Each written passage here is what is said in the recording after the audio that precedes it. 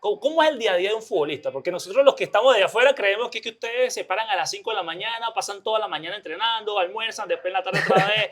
No sé, digo yo, pero ¿cómo es el día a día de un futbolista? No, bueno, primero, sin duda alguna, sin duda, chamos jóvenes, si pueden empezar a hacer con un acompañante trabajo de visualización, de mental, empiécenlo a hacer porque ahí está la clave. Hoy en día hasta aplicaciones hay en el celular las puedes usar. Correctamente. Aquí estamos en un nuevo episodio de mi podcast Fueras de Series. Hablaremos de la gran importancia de tener una misión, una visión personal. ¿Por qué gracias a tener esto claro en tu vida, sabrás cuál es tu objetivo a seguir día a día? Muchas veces te sabrá mierda todo, pero ese para qué personal que tú tengas único tuyo es el que te va a hacer mantener tu camino de alcanzar y conquistar. Palabras más, palabras menos. Esto es para aquellos que siempre desean algo más, que les gustan las conversaciones anormales, disruptivas y profundas.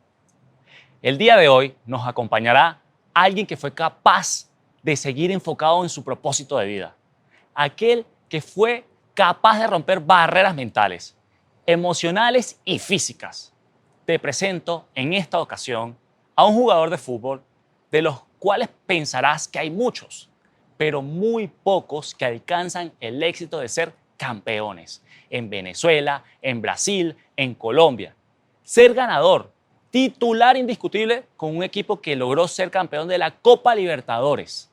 Pero eso no es todo. Se convirtió en el primer venezolano en ganar ese título en la historia y ser mejor jugador de esa copa. Nada más y nada menos que con ustedes, el Lobo Guerra. Si esta conversación te ayuda en algo, ayúdame tú a mí a compartirla, posteándola en tus redes sociales, o si conoces a alguien que necesita escuchar esta conversación, compártesela. Así nos ayudamos a crecer uno a la vez. Y antes de continuar, te invito a que te suscribas, darle clic en la campanita de notificaciones que está aquí abajo para que estés al tanto de un nuevo episodio de Fueras de Serie. Alejandro, papá, gracias por tu tiempo, recurso que yo creo que es el más valioso que todos los seres humanos tenemos. Y tengo que decirte que con honestidad, creo que los sueños se cumplen porque tú eres un ídolo para mí. Yo me acuerdo de haberte visto chamo, flaquito, no eras el lobo como te conocen aquí en Colombia, eras el lobito. Y así yo todavía te recuerdo, chamo flaco, corriendo y driblando ahí en las canchas en Venezuela, en esas canchas que no son planas para nada.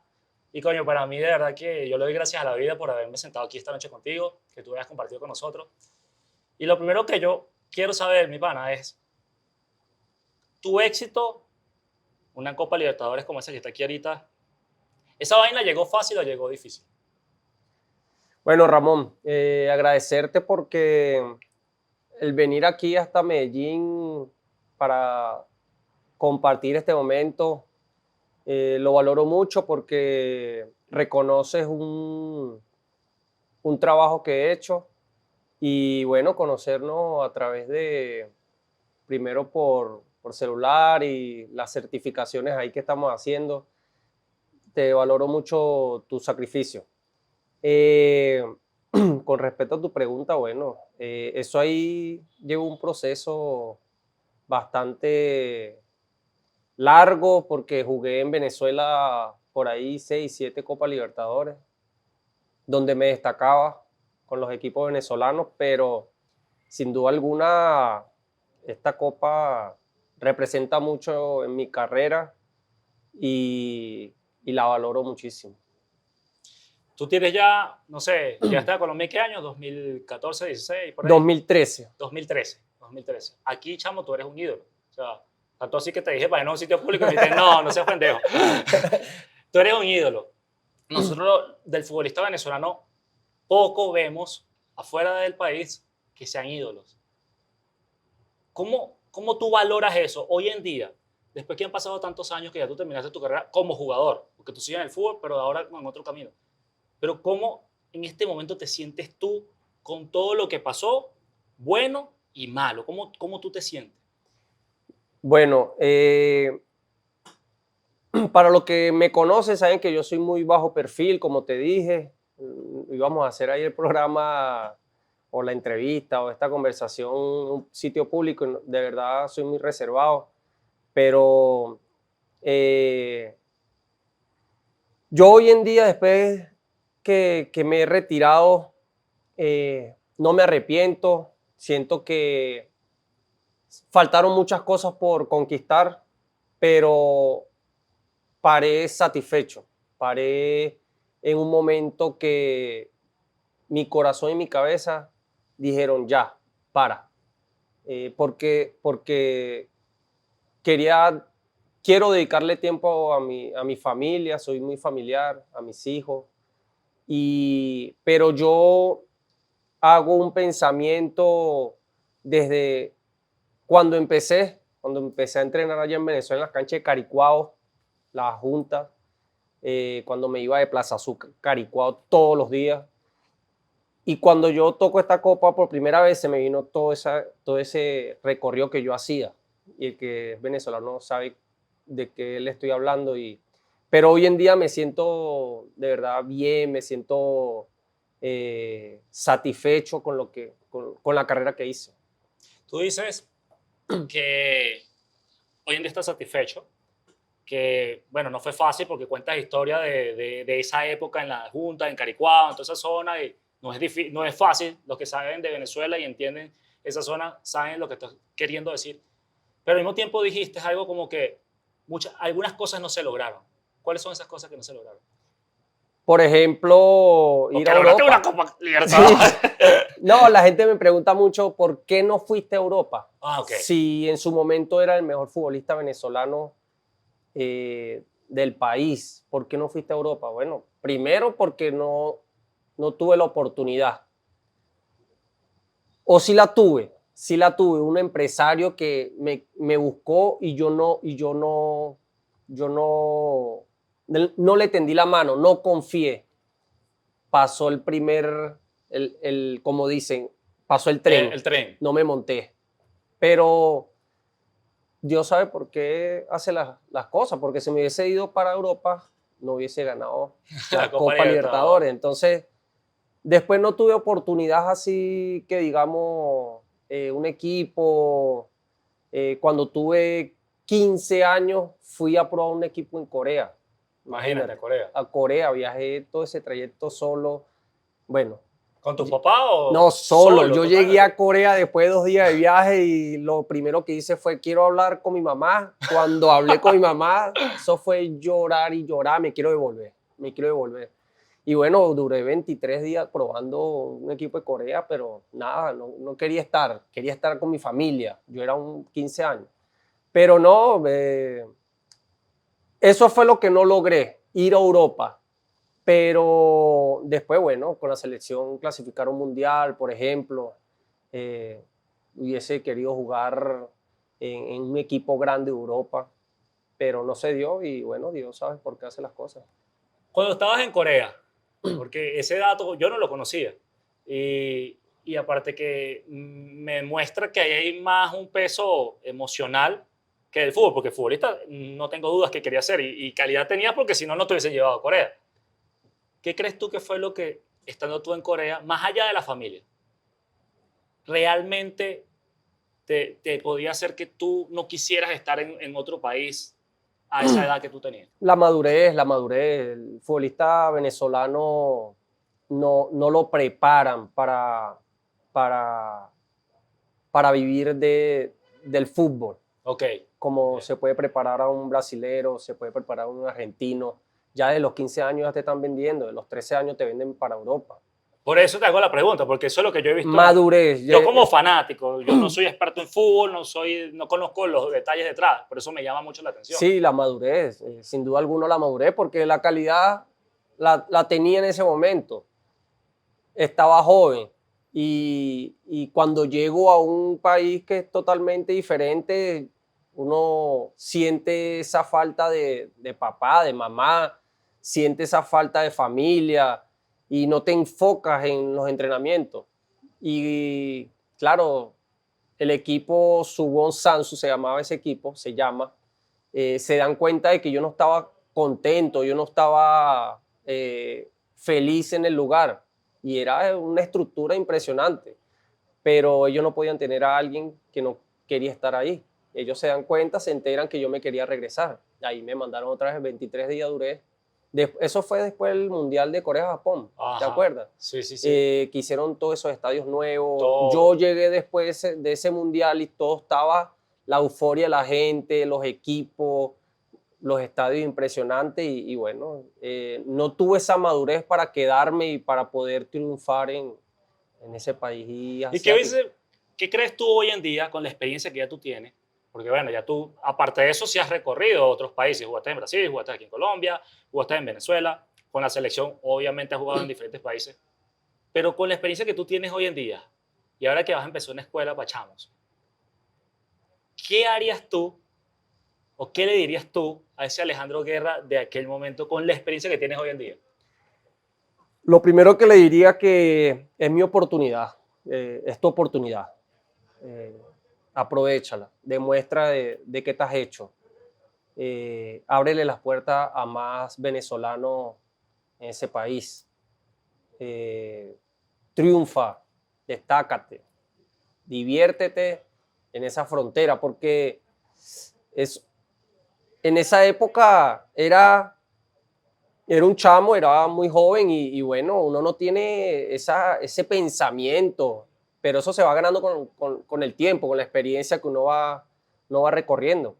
Pero sin duda alguna fue una experiencia enriquecedora y bueno, no llegó otro momento como para desquitarme, y, pero sin duda alguna seguí disfrutando del fútbol y cuando recibo mi primer salario, yo dije, en Venezuela, yo dije, bueno, del fútbol se puede vivir. Ahí fue donde yo paré los estudios. Oye, eso, el deporte le cambia la vida a muchas personas, especialmente cuando hace cambios sociales. Eso que toca decir ahorita de, oye, mi pana, recibí mi primer salario y ya dije, aquí puedo vivir, de esto puedo vivir. Hoy en día, esa madurez la tienen los chamos que se están formando en el fútbol en Venezuela.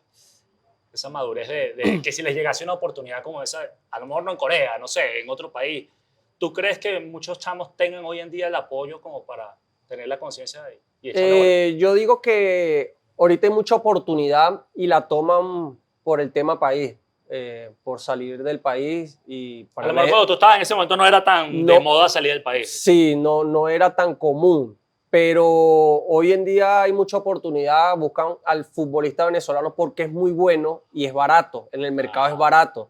Y el futbolista se va porque tiene una vida mejor, puede sacar a su familia del país y qué sé yo, pero el futbolista venezolano eh, ha cambiado, la mentalidad ha cambiado mucho y yo soy un fiel creyente del futbolista venezolano porque ¿cuántos futbolistas venezolanos hay en Europa y se han mantenido en ese nivel? Y cada vez salen más chamos, cada vez salen más chamos y bueno, eso quiere decir que los están preparando, los empresarios los están ayudando, los equipos.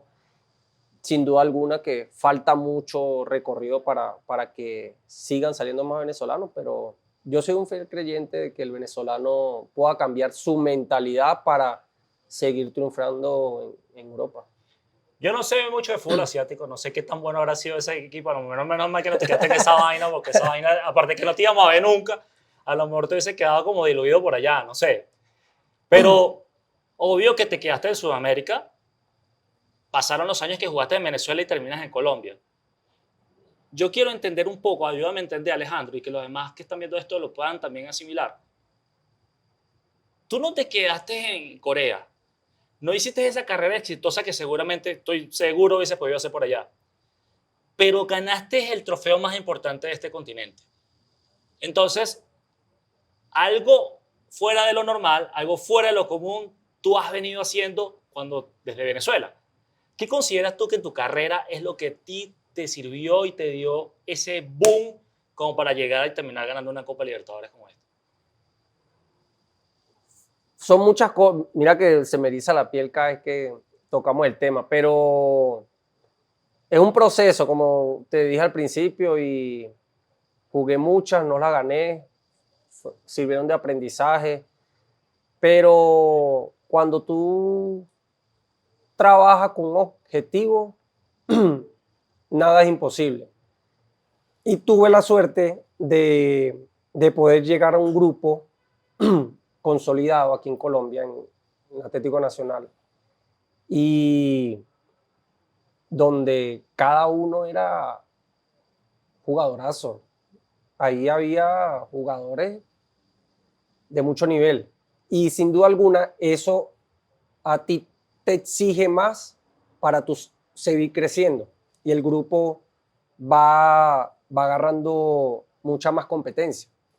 Entonces, tuve paciencia, tuve un respaldo de grupo, porque eso no se gana solo, eso se gana con un grupo completo de seres humanos, de familia, y, y después, bueno, vienen esos logros grandes, y yo tuve la fortuna de poder estar en ese equipo del 2016, y sin duda alguna eso ha sido un recuerdo que muy difícil, muy difícil. Aparte que me lo tatué aquí en la pierna, eh, eso no se ahorra así tan fácil. Y No. bueno, hasta ahora soy el único venezolano en ganarla. O sea, si tú eres el único venezolano, y ojo, ha habido otros venezolanos que también han sido muy exitosos en el fútbol, eso es lo que yo quiero que los chamos que tienen 15, 16 años, que están en este punto en su carrera donde deciden, o juego fútbol profesional ya, o esto va a ser para el resto de mi vida, o simplemente agarro otro camino y jugaré fútbol los fines de semana, los viernes de la noche cuando me llamen los panas. Cuando tú sientes hoy en día que en tu carrera, ahorita que estás viendo todo en retrospectiva, ya vamos a hablar del futuro, pero viéndolo todo en retrospectiva, cuando tú sientes que fuese ese breaking point que tú dijiste, yo creo que estoy para cosas grandes, porque muchas veces los futbolistas, incluso en empresas, a nivel familiar, todo el mundo juega a competir, todo el mundo juega a competir, pero no todo el mundo juega a ganar. Obvio que para esto jugaron a ganar. Entonces me hace preguntarme a mí, ¿qué es más importante, competir o ganar? No, yo pienso que las dos cosas son importantes. Ganar sin duda alguna, eh, eso te da un estatus muy grande, pero a veces tú no ganas, pero compites, y compites de buena forma. El jugador venezolano, volviendo un poquito al jugador venezolano, tiene que meterse más eso en la cabeza, de competir, no de quedarse con una o dos jugadas bonitas, sino de competir, ya sea juego aéreo, ya sea el uno contra uno, o ya sea, qué sé yo, desde que te convocan, ahí ya estás compitiendo. Cuando tú compites, demuestras que trabajaste y estás a un nivel de igual forma con un brasilero, con un argentino. Después los resultados hablarán después, pero el competir para mí es más importante. Competir, ganes o pierdas. Pero ¿cómo nosotros hacemos para estar a nivel de esos brasileros, argentinos? O sea, ¿cómo hacemos? Porque yo todavía no me he conseguido la respuesta. La mentalidad hace mucha énfasis ahí, la mentalidad, y ya después el nivel de estructura de los equipos. Es muy difícil competir con ellos, muy difícil, porque a nivel de estructura no tenemos, sin duda, no tenemos. Entonces es difícil cuando tú vas a competir con un brasilero, un argentino, un equipo de esos que se preparan, tú ves la estructura de ellos y es una cosa de loco, pero ahí donde tienes que sacar ese corazón venezolano, el ímpetu, y eso marca la diferencia. Para mí siempre el enfoque fue lo que a mí me ayudó a llegar a esa copa tan anhelada, porque ese año tuvimos un trabajo de visualización con cuerpo técnico que tenía una persona encargada de hacer ese trabajo, y eso me ayudó mucho. Entonces, cuando uno visualiza las cosas, se te Eso, ahí hace.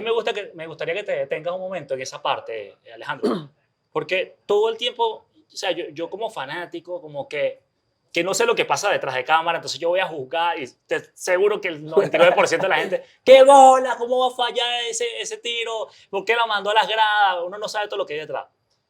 Pero, ¿cómo esa estructura, esa diferencia de estructura, cómo tú la puedes compensar, por ejemplo? Porque tú no jugaste, no sé, en Boca Juniors, por ejemplo, que todo el mundo habla de que en Sudamérica o River Plate tienen las mejores estructuras, pero tú igual ganaste la Copa Libertadores.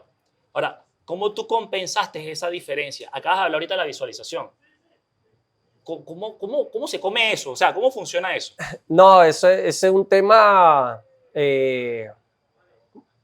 importante porque a mí me ayudó poder enfocarme en el presente, ¿sabes? Ni ir más al futuro ni al pasado, sino enfocarme en el presente. Y ese trabajo que nos hacía esa persona individualmente, él nos hacía conectar con la naturaleza, ¿sabes? Y te sacaba como esa energía. Y él te decía, mira, cuando tú estés en tu casa acostado, visualízate en el campo jugando, yendo en el autobús, visualízate. Tu familia está en la tribuna. Visualiza todo lo que tú pienses que va a ser ese escenario. Y cuando yo hacía ese trabajo, a mí me salía, las cosas fluían de una manera que bueno, con el talento lógicamente que ayuda, pero yo me programaba para yo hacer mi partido y mira que en casi todos los partidos salí mejor jugador de, Sí. de los juegos, pero eso no lo hago yo solo, lógicamente. Eso tiene un equipo, un trabajo de cuerpo técnico, el enfoque, la confianza que me tengo que tener. Y sin duda alguna, cuando yo hice ese trabajo, todo junto, todo integral, me salió de una manera impresionante.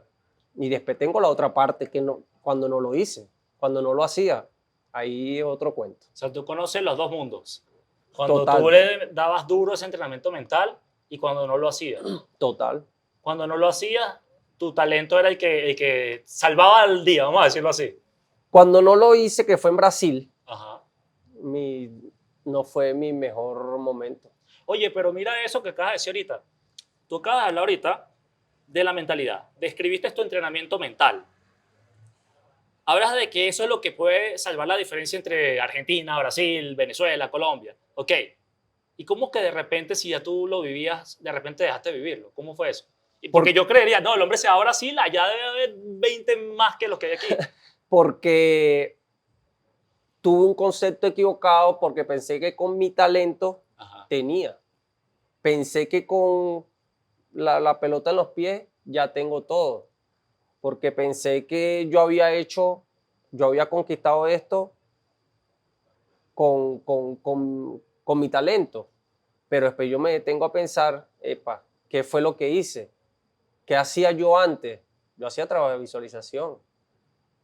Tenía una confianza enorme, tenía todo este tipo de trabajo antes de entrar al campo y yo me detuve a pensar después que me retiro.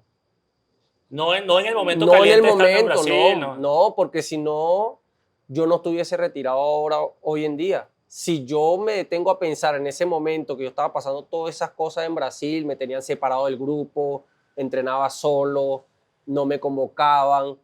Yo decía, pero si yo estoy entrenando bien, ¿por qué no me convocan? Yo me estoy dando al máximo, pero ¿por qué no me convocan? ¿Por qué no estoy jugando? Pero no había un trabajo previo a todo eso. Entonces, hoy en día, con más calma, yo, claro, desde hace mucho tiempo para acá, yo tengo un año y algo retirado y empiezo a pensar, yo no hice esto allá. Entonces ahí fue donde yo digo, no, dejé de hacerlo y mira qué importante, más importante que entrar al campo. O sea, que tú le dirías a cualquier chamo que vea esto, que tenga 14, 15, 16 años, que empiece a trabajar esas visualizaciones, ese trabajo psicológico desde esa edad temprana, que no le valga solamente su talento o que no se confíe solo de su talento. Como un chamo ¿Cómo es la vida de un futbolista día a día? Porque yo me imagino que ustedes salen a entrenar. ¿En qué momento hacen esas visualizaciones?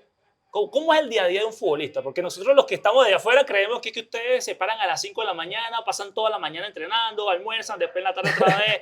No sé, digo yo, pero ¿cómo es el día a día de un futbolista? No, bueno, primero, sin duda alguna, sin duda, chamos jóvenes, si pueden empezar a hacer con un acompañante trabajo de visualización, de mental, empiecen a hacer porque ahí está la clave. Hoy en día hasta aplicaciones hay en el celular, las puedes usar. Correctamente. Pero el día a día del futbolista es bueno, buenísimo. Uno de futbolista, uno disfruta mucho, mucho, porque es un deporte que te da mucha alegría. Aparte sales a la calle, te reconocen, vas a un restaurante, a veces ni paga la cuenta. No paga la cuenta. Pero más allá de eso, disfruta. Pero sí tienes que tener mucha disciplina, mucho enfoque, mucha dedicación, porque el futbolista, el atleta, su herramienta de trabajo es el cuerpo. Entonces, tú te levantas, desayunas, vas y entrenas 2 horas. 2 horas, cuando es un solo turno, 2 horitas, ya regresas a la casa con tu familia a descansar. Las otras 22 horas estás descansando. Es exigente, sí, ahí es donde está el detalle, el descanso, la alimentación, la hidratación. Pero es el enfoque, es la dedicación. Pero un futbolista no sale de rumba, no puede. Tiene que saberlo hacer. Palo, no lo hace. O sea, sí lo hace, pero tiene que saber buscar el momento. Tampoco es que un futbolista es un robot o es un... No, el futbolista es un ser humano que tiene vida social, tiene su familia, su esposa, su hijo necesita ir a pasear. El futbolista puede hacerlo, pero tiene que buscar el momento exacto para poder salir con tu familia. Porque imagínate que tú tengas juego mañana y salgas ahora a un restaurante o un shopping. O sea, no es el momento. O sea, la vida del futbolista dentro de cierto sentido no es balanceada. Porque hay momentos, no sé, el día que nace tu hijo, por decirte un ejemplo, y tú tienes la final de la Copa Libertadores ese día, ¿qué priva más? La mayoría de las personas promedio van a dejar de ir a su trabajo. Pero el futbolista es raro que deje de jugar la final de Copa Libertadores. Yo no jugué una final. Yo estaba en Venezuela cuando mi hijo nació. Yo estaba en Amazonas. Bueno, yo tengo una teoría, que te iba a decir ahorita, yo tengo una teoría. Mi teoría es que, corrígeme, yo quiero que tú me digas si yo estoy equivocado, porque para eso busco yo estas conversaciones, ¿no? Con gente que ha logrado cosas mucho más grandes que lo que yo haya logrado, y quiero entenderlo. Yo creo en este momento, y estoy sujeto a cambiar mi creencia si alguien me demuestra lo contrario, que cuando tú quieres dar alto rendimiento en algo, es imposible tener balance en áreas de la vida. O sea, si yo quiero ser el futbolista más top, o el empresario más top, o el artista más top, tengo que sacrificar otras áreas de mi vida. Entonces, no, seré muy bueno en esto y todo el mundo me reconocerá en esta, pero en las otras a lo mejor soy una mierda, de repente. En tu caso, ¿tú crees que la vida de un deportista de alto rendimiento pueda existir balance? Sí hay manera de hacerlo. Muy difícil, pero hay circunstancias que, por ejemplo, yo tengo un ejemplo, nació el hijo mío, Azael, y yo estaba jugando en Amazonas. Y es algo que tú no puedes controlar. Y era un partido, no era una final, pero un partido de campeonato. Teníamos que ganar para mantenernos de primero. Y en ese entonces Minero quería campeonar ese año porque tenía muchos años sin campeonar y bueno, yo me perdí el nacimiento de mi hijo. Y ese es algo que si quiere, digamos, que marcar la diferencia o ser un atleta de élite, tienes que sacrificar algunas veces ciertas cosas, pero sin duda hay que, si eres deportista de alto rendimiento, tienes que dedicarse. ¿Tu familia 100%. ¿Cómo toma esa vaina? Porque yo me imagino que tu mujer o la mujer de cualquier deportista de alto rendimiento, artista, empresario, lo que sea de alto rendimiento, es otra superdotada también. Porque está lista para asumir eso.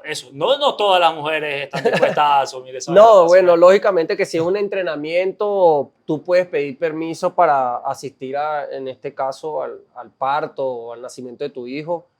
Si es un entrenamiento, pero si es un juego, Es muy es difícil. muy difícil, es muy difícil y eso es lo admirable de las mujeres que son esposas de atletas de alto rendimiento, porque ellos están allí para entendernos, para cuidarnos también y para acompañarnos en esa aventura que a la final ellas sufren y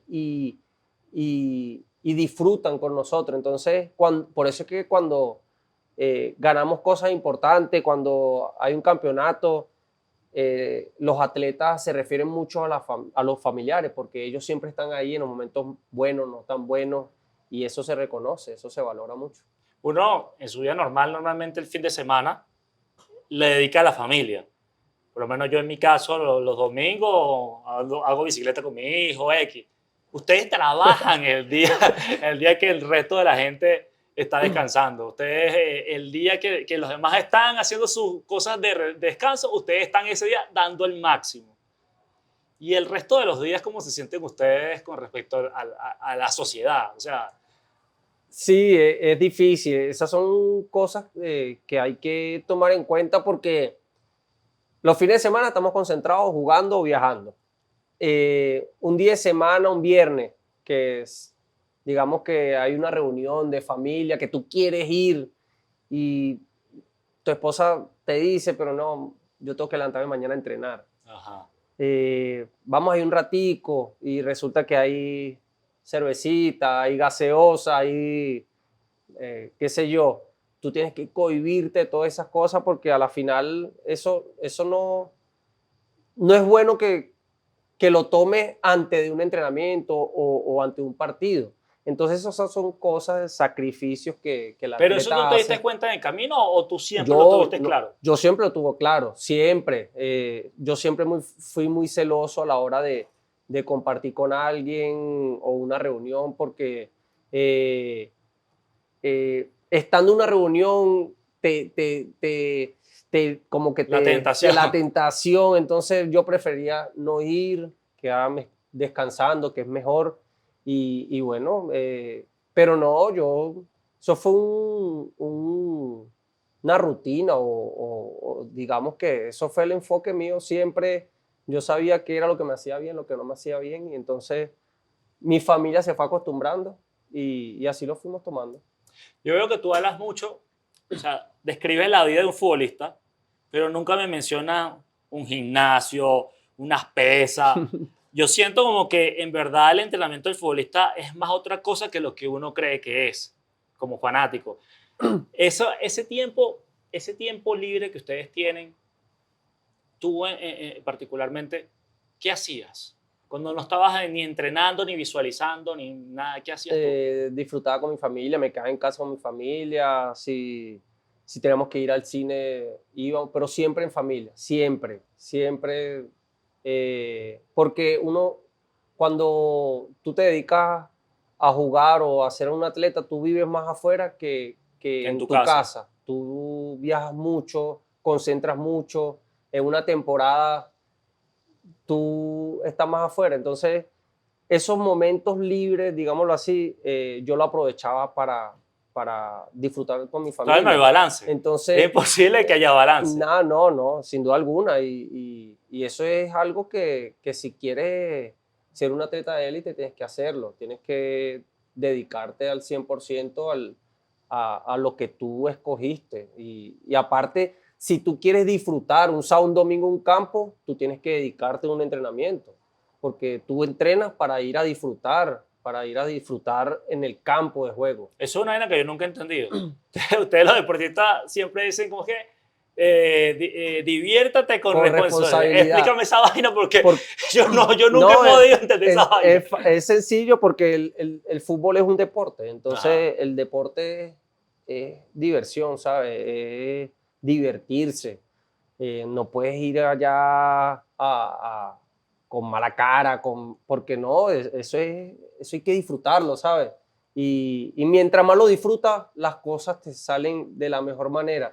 Cuando entras tensionado, entras de mala gana y no pasa nada más en el fútbol, en tu trabajo, en el ámbito de tu trabajo, en cualquier trabajo, si tú no disfrutas de lo que haces, es muy difícil que las cosas fluyan. Entonces, por eso es que decimos diviértete con responsabilidad, porque hay que divertirse. Si tienes que, La responsabilidad es, no sé si te habrá pasado a ti, yo he escuchado que a muchos futbolistas le dicen, ok, tú eres buen gambeteador, pero no las hagas en el partido, hazlas en el entrenamiento, pero en el partido no. o hay, ¿Cómo se siente un jugador cuando le dicen ese tipo de vaina? o hay lugares para Ah, hacerlo, no lo vas a hacer en la zona ah. defensiva, sino hazlo cuando estás atacando. Hay Esa es la lugares, sí. responsabilidad. O sea, Y si lo vas a hacer, ajá. hazlo con toda la responsabilidad que requiere. Entonces, a mí me tocó a veces hacer un túnel defendiendo, Lo pues vi muchos. porque la jugada te lo pide. Entonces, bueno, si no salía, después esa puteada ya en el camerino iba a hacer, pero no, cuando uno hace las cosas con confianza y con fe, yo creo que las cosas,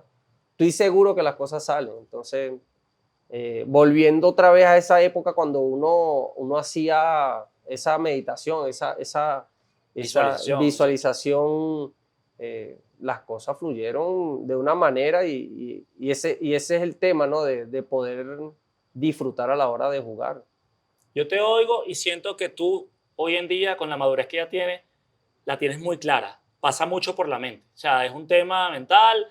Todo el mundo hoy en día ve a los futbolistas hasta musculosos son. Antes no eran tan musculosos, ahorita están físicamente como muy potentes, muy poderosos. Pero yo siento que tú más que de darle peso a ese físico, le das peso a la parte mental.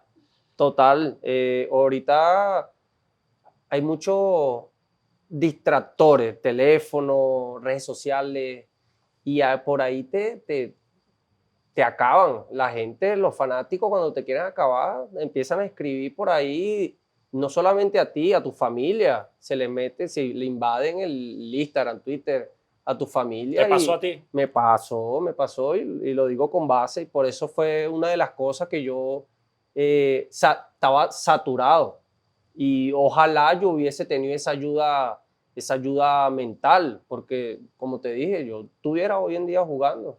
Yo físicamente me siento bien, excelente, pero sí estaba saturado mentalmente y por eso fue que decidí, por el bien mío, por el bien de la salud mental, de poder estar tranquilo en mi casa, de no estar presionado o de que mi hijo vaya a ver todas esas cosas que se decían de Alejandro Guerra. Entonces no era cobardía, sino yo preferí dar un paso Protección, más que todo. sí, dar un paso al costado por todas esas situaciones.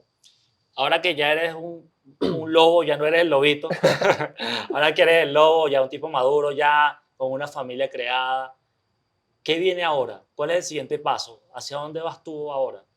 ¿O qué es ese lugar donde quieres llegar ahora? Mira, tú sabes que a mí me decían, vas a seguir involucrado con el fútbol. Y yo no quiero seguir involucrado con el fútbol.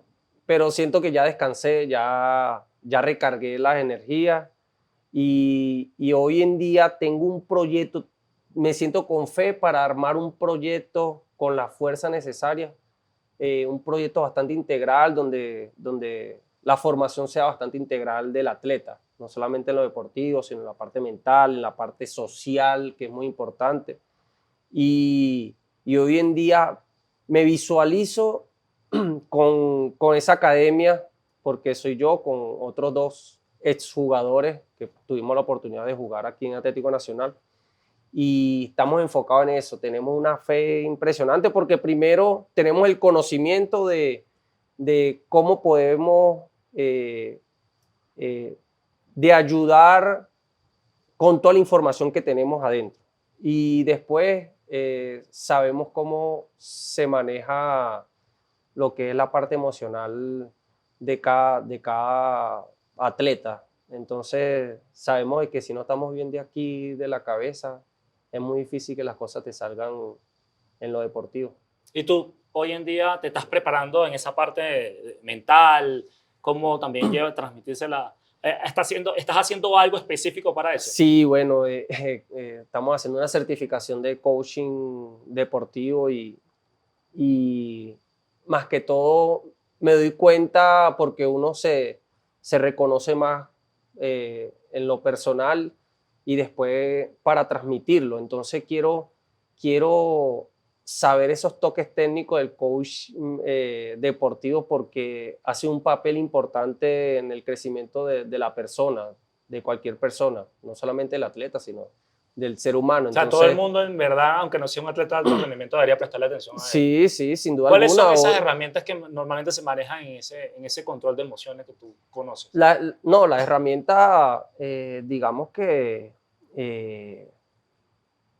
yo digo que si uno está bien con uno mismo, eh, uno puede transmitir esa alegría, energía, pero hoy en día sabemos que el nivel del mundo avanza mucho y así como avanza, eh, nosotros los seres humanos tenemos que seguir avanzando. Entonces, eh, yo más que esa certificación, quiero seguir aprendiendo cómo acompañar a un niño, a un atleta. Entonces, eh, yo pienso que me va a servir, eso va a ser una base fundamental en esa academia porque ahí está el secreto.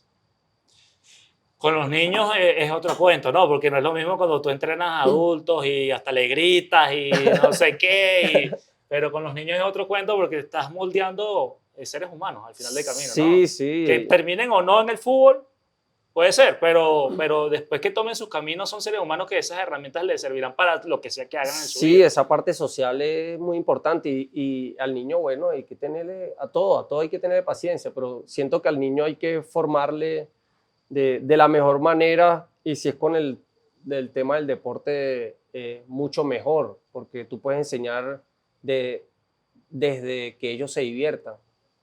El tema es que ellos se diviertan y poder ellos que aprendan una habilidad o que conozcan su habilidad, cuál es su habilidad. Entonces, yo pienso que hoy en día estoy enfocado en eso y bueno, ese proyecto está caminando muy bien, tenemos gente profesional que nos está ayudando y ese es mi enfoque hoy en día. Si antes era talento, entrenamiento físico y eso era lo que te hacía despuntar antes, después llegó ahora este tema mental, que lo aplican en la empresa, lo aplican en los deportes, lo aplican casi hoy en día en todo. Ahora, ¿cómo se irán a diferenciar lo profesional de alto rendimiento si todos empiezan a entrenar también la mente y el físico? ¿Qué será lo que los irá a diferenciar entonces? No, yo digo, yo sabes que yo tengo un pensamiento que somos seres humanos, entonces, mientras que tú trates al ser humano primero y después al atleta, después un jugador, pero yo lo viví. Cuando un entrenador te trata como un ser humano, cuando tú vas a jugar o cuando tú vas a desenvolverte en tu trabajo, tú lo vas a hacer primero por ti y después lo haces por esa Por esa persona persona. que te está respaldando, que te da su mano. Y yo lo viví en carne propia, entonces tengo esa referencia y es poder llegarle al ser humano, poder tratar con un ser humano para sacarle, o para sacarle no, para que ellos mismos se descubran cuál es su talento. En este caso el fútbol, ¿cuál es tu talento? Patear bien, bueno, vamos a trabajarlo. Entonces, ese es como el pensamiento que yo tengo, de poder tratar al ser humano, no al atleta. Después eso se verá con el Con el tiempo. tiempo. Sí, Puede que decidan que hacen el fútbol, puede que no, pero ya total. están formados de base. ¿Esa escuela dónde la vas a tener? Esa escuela, bueno, esa escuela la tenemos para empezar en enero del 2023 en Miami.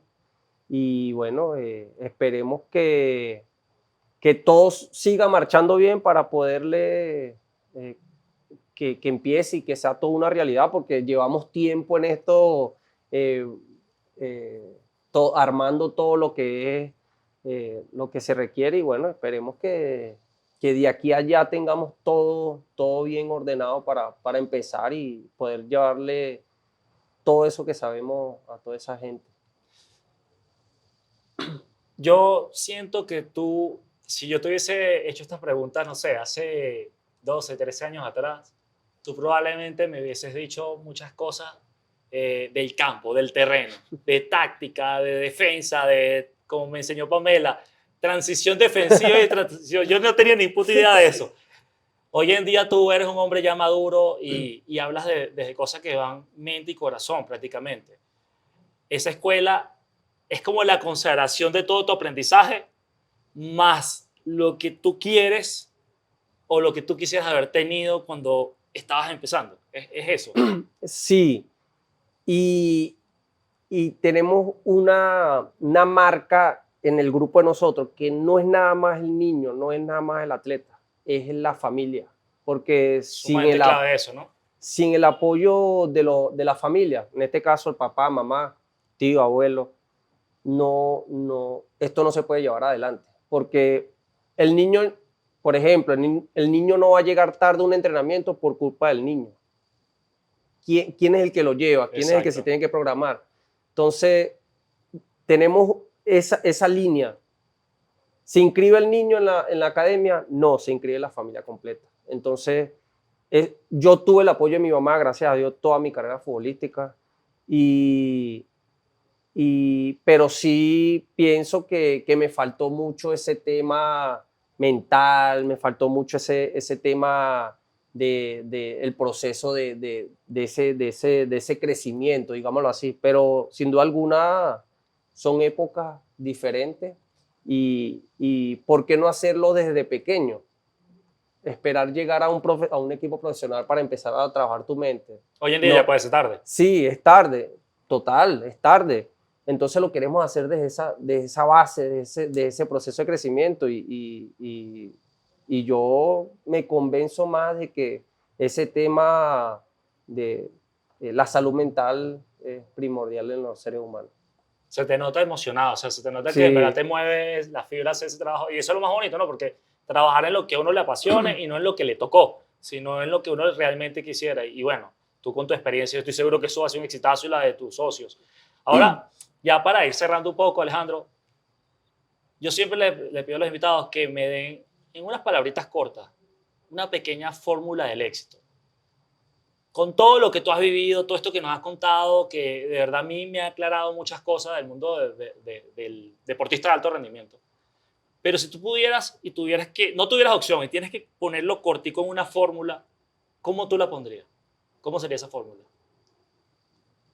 Disciplina y enfoque. Esas dos cosas son fundamental para un atleta de alto rendimiento. Disciplina y enfoque. Hermano, sin eso no hay nada. Muchas gracias, de verdad que yo me siento sumamente complacido. Esto es un lujazo que yo me estoy dando. No me importa los demás, me importa el lujo que me estoy dando yo, porque tener a alguien que yo siempre había visto como un ídolo, hoy en día sentado frente a mí, para mí ya eso me hace exitoso a mí también en la vida. Gracias. No, gracias a ti, gracias por las palabras y bueno, esta entrevista me eriza porque uno revive todos esos momentos y bueno, gracias, te agradezco mucho. Bueno, nos vemos en la escuela allá en Miami. Allá te visito. Claro que sí, claro que gracias, sí. Gracias, va, coño, excelente, brother. No, gracias. Felicidades por llegar hasta acá. Es hora de actuar, de escribirlo, de palparlo, para que se haga realidad. Esa misión y esa visión que tú tienes, el momento de accionar es ahora. Recuerda, tu vida no depende de las condiciones en las que naciste, pero sí de las decisiones que tomaste. Si te gustaría recibir contenido adicional, acompáñame en mis redes sociales. Los links te los dejo aquí abajo. En la descripción los puedes ver. Nos vemos en un próximo capítulo de Fueras de Serie.